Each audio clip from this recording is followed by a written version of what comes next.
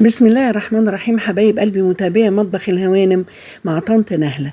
الصيف بقى والمقبلات والمشهيات حاجة كده عشان تفتح النفس. اللي انتوا شايفينه ده مش زيتون، ده ليمون مخلل صغير.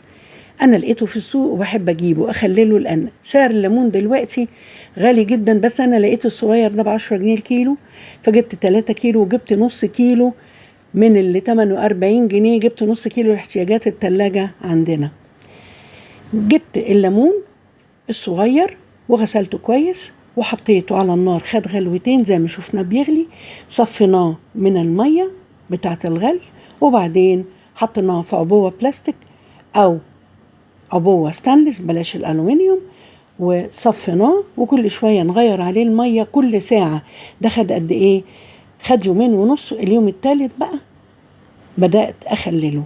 هو بيبقى أخضر على أصفر، لكن لما بيتغلي ويتنقع اللون بيحصل بعضه زي ما انتوا شايفين. جبت برطمان معقم ومناسب للكمية، وجبت اللي في شفشق الخلاط ده مية سابقة الغلي متبردة، وضربت في الخلاط ملح خشن. بحب أخلي بيه، بيخلي طعم المخللات والحاجات المخزونة حلو علشان يبقى سهل في الذوبان. حطيت نص الكمية وعليها معلقة هريسة من اللي أنا عاملاها. الهريسة دي فلفل أحمر، اسمها الهريسة الفلسطينية، اتعلمناها من إخواننا وإخواتنا الفلسطينيين، ربنا يا رب يفك كربهم.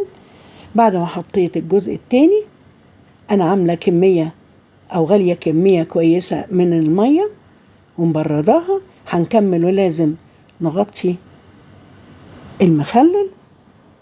الله، الرينج لايت باين في الطبق حاجة حلوة قوي. لازم نغطي المخلل زي ما احنا شايفين يا حبايبي. والقطعتين دول انا لقيتهم في برطمان او في برطمانات كنت جايباها، مضطرة اجيب ورق عنب، كان عندي عزومة وما كانش عندي ورق عنب رغم ان انا بفرزه، فاخدتهم. دول بيمنعوا ان المخلل يقب على الوش علشان الطبقة الفوقانية ما يطولهاش العفن. دلوقتي هنقفل عليه كويس، وانا ما بحطش ملح كتير عشان الناس اللي بتتأذي من الاملاح، وفي نفس الوقت بدل ما ناكل واحدة ناكل 2 3. اوكي، بعد كده لازم اغطي المخلل او الحاجات المحفوظة، وحوريكم حاجات تانية كتير لازم تتغطى بحاجة غامقة بعيد عن الضوء عشان ما تتلفش، وكمان تتخلل في وقت قصير وبتبقى جميلة قوي. انا اتفتح البرطمان ده من ورايا وكلوا اكتر ما شاء الله عليهم بالهنا والشفا، اكتر من نص البرطمان اكلوه كده حاف لانه عجبهم قوي. ملحه مش زيادة وفي نفس الوقت طعم. والليمون الصغير ده يا حبايبي بيبقى عادة ما فيهوش بذر او بذره ضئيل جدا مش باين، بيبقى كله لحم كده من جوه. مع الهريسة بيبقى طعمه حلو قوي. جربوه يا حبايب قلبي. شير ولايك وتفعيل الجرس. قولوا لي بتكلموني من اي بلد، وهقدم لكم ان شاء الله الهريسة الفلسطينية او كمان الهريسة التونسي في فيديو قريب بإذن الله. دلوقتي بندوق الليمون تحفة وجميل.